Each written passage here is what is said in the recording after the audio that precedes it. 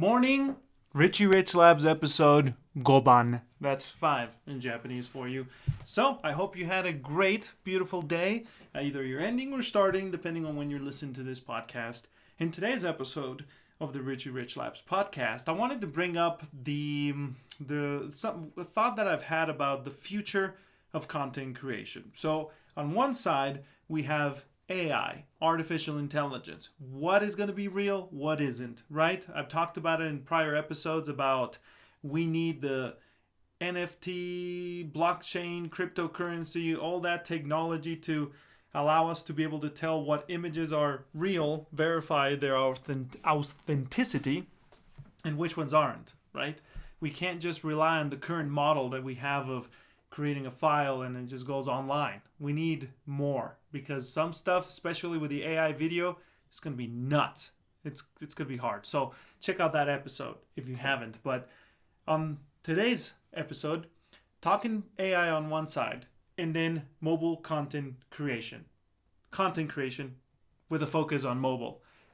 So, and this is a developing thought, so bear with me. Let me know in the comments if you agree, disagree. What are your thoughts? But content creation. We in the United States have the luxury, blessing of having a lot of power when it comes to our currency. Current politicians are fetching, destroying that power, just so you know, but for now, relatively, we still have it. We have the ability to consume a lot. We do work, good, but we also consume a ton. And that keeps, the wheels spinning. And also, I did cover in an episode, consuming, people that work too much and don't consume enough, that can also be bad. But anyway, in developing countries like India, my dog just barked. Do not dare fetch and bark on the episode. I am not editing you out. Get over here, Leah. Come here to the video. Yeah, come here. India, China, all this stuff. Content creators. Their main tool of content creation is their smartphone. Yes, some will have computers and whatnot, but I would say that we're going to start seeing a generational change where people growing up in content creation, future up and coming content creators, the new generation will have had their main device be their smartphone, then their tablet over a laptop or a home computer. Therefore, I think, no, guys, I think that they're going to have their devices be the main source of video editing. And that's how, like, for example, I'm making a video on it that you're going to see tomorrow. CapCut and mobile video editors that embrace the mobile editing are going to be king. We can already see this with, and that's why I'm so excited for you to watch the video tomorrow. CapCut offers so much simplicity and feature-rich tool sets that make even Apple's Final Cut on iPad feel antiquated. And even a lot of the class-leading desktop, like Final Cut Pro on my iMac, lacks some features that you're like, couldn't this just be automated? Like, there's no reason why, besides it originally came like this, to do it this way. And so a lot of these things, I think these apps need to implement these tools or they're just going to get replaced by the up and coming generation that learned their video editing and they became content creators through CapCut and whatnot and their smartphone rather than the desktop class. I do think that the higher end videos like movie productions and just, MKBHD, but even his videos. So here's the thing.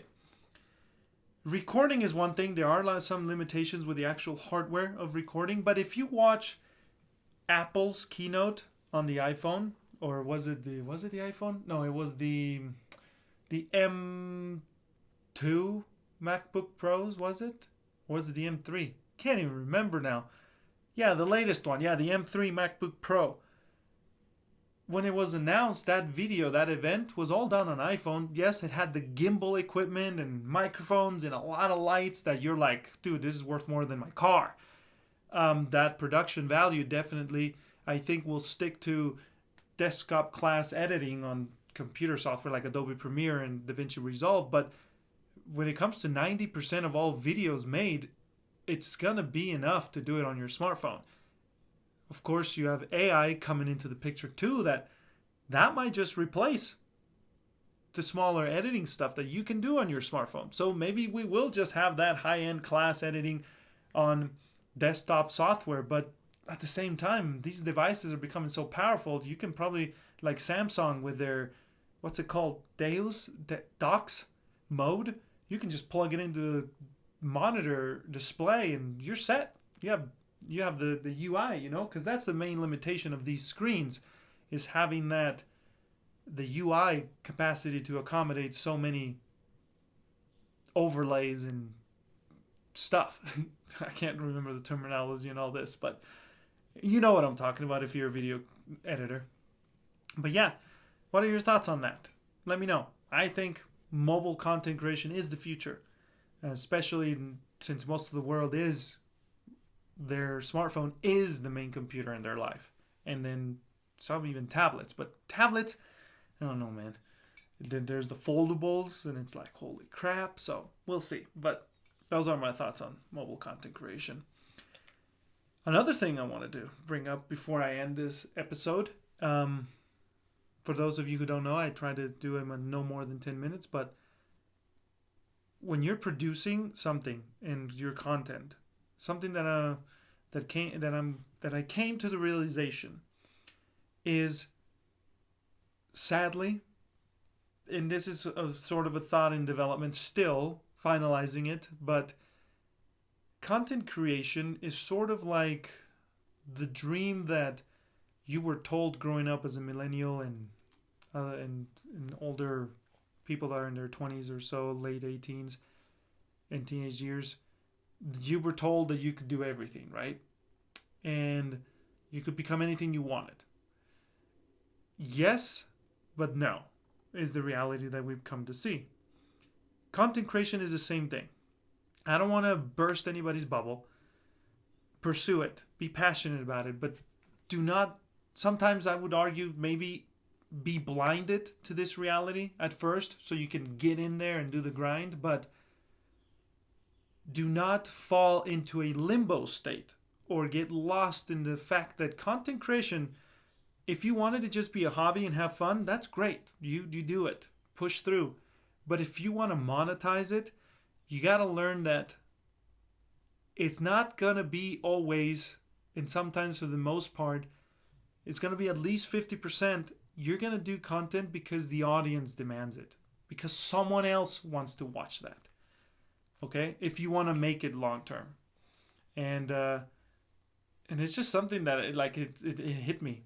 That mentality. Like, I've always been about the grind of content creation, figuring out how to make the best content with the tools that I have, and that's pushed me through because I enjoy it. But then I noticed that I was leaving as a little priority compared to maybe I should have made the biggest priority, or at least 50% now. What do people want? What the audience wants to watch? And then I get to be like, okay, do I agree with that? Yes or no? Okay, if I do, how much? And then I get to express my creative vision, but it has to be within the bounds of the genre, in a sense, or no one's going to watch it. And yes, there are moments where you break the boundaries of the genre, but that's the exception rather than the rule. Anyway, just something on my thoughts on content creation.